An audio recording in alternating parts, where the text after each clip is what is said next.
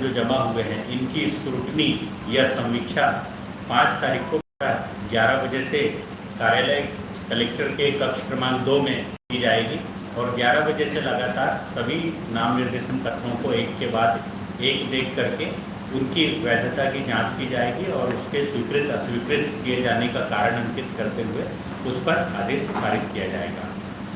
जैसा कि हमको ये संभावना थी कि बहुत सारे निर्दलीय अभ्यर्थी लोकसभा निर्वाचन क्षेत्र राजनांदगांव से लड़ने के लिए इच्छुक हैं, ऐसी सूचनाएं प्राप्त हो रही थी, जिसके लिए हमने पर्याप्त तैयारी की हुई थी।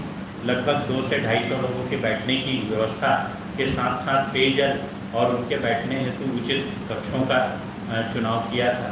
लेकिन इस तरह की कोई भी अभ्यर्थी 3 बजे तक आज उपस्थित नहीं हुए। अंततः ये नाम निर्देशन पत्रों की संख्या 32 और अभ्यर्थियों की संख्या 23 तक ही सीमित रह गई है। अब आगे आने वाले दिनों में जब स्क्रूटनी होने के पश्चात वैध नाम निर्देशन पत्रों में अभ्यर्थिता वापसी, जो कि 8 तारीख को अपराह्न 3 बजे तक है, यदि अभ्यर्थी नाम वापस लेते हैं या समीक्षा में उनके नाम निर्देशन पत्र खारिज होते हैं तो उस हिसाब से निर्वाचन लड़ने वाले अभ्यर्थियों की सूची 8 तारीख को 3 बजे प्रकाशित की जाएगी।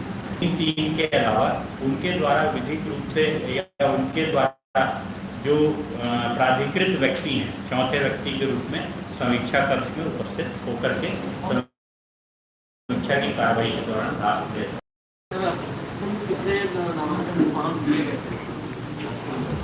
कुल नामांकन फॉर्म जो लिए गए थे वो कल तक 241 नामांकन फॉर्म लिए गए थे।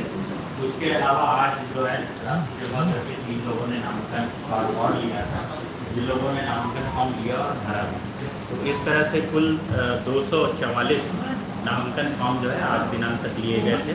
उसमें से 32 नामांकन फॉर्म जमा किए गए। 23 अभ्यर्थियों ने, यानी 23 कहना चाहिए, नामांकन फॉर्म उनको अभ्यर्थियों के द्वारा जमा किए गए। सर ये शुल्क 25,000 है वो नामांकन फॉर्म लेते समय तो नहीं होती? इलेक्शन कमीशन ऑफ इंडिया के जो गाइडलाइन है उसमें नाम निर्देशन पत्र निःशुल्क होता है और जब नाम निर्देशन पत्र पूर्णतः भर करके जमा कर उससे पूर्व 25,000 रुपये की निक्षेप राशि की रसीद का उस नामांकन पत्र के साथ लगा करके जमा करना अनिवार्य होता है। उसी स्थिति में नामांकन पत्र स्वीकार्य होता है। सर कल तक तो ज्यादा अभ्यर्थियों के नाम निर्देशन पत्र की जानकारी दी गई थी, आज 23 नहीं, नाम निर्देशन पत्र लेना और जमा करना नहीं, सबमिट करने की जानकारी ज्यादा दी गई थी सर। नहीं, बिल्कुल नहीं। कल तक 13 थी और आज बढ़ करके वो 23 हो गई है, 23 व्यक्तियों की।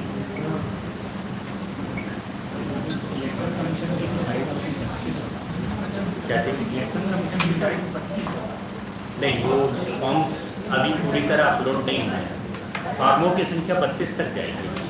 हाँ, ठीक है। डबल टिबल, जैसे इंडियन नेशनल कांग्रेस से 4 आए हैं, भारतीय जनता पार्टी से डबल टिबल आए हैं, किसी और अभ्यर्थी ने निषाद ने जैसे कि 4 फॉर्म भरा है और किसी ने 2 फॉर्म भरा है।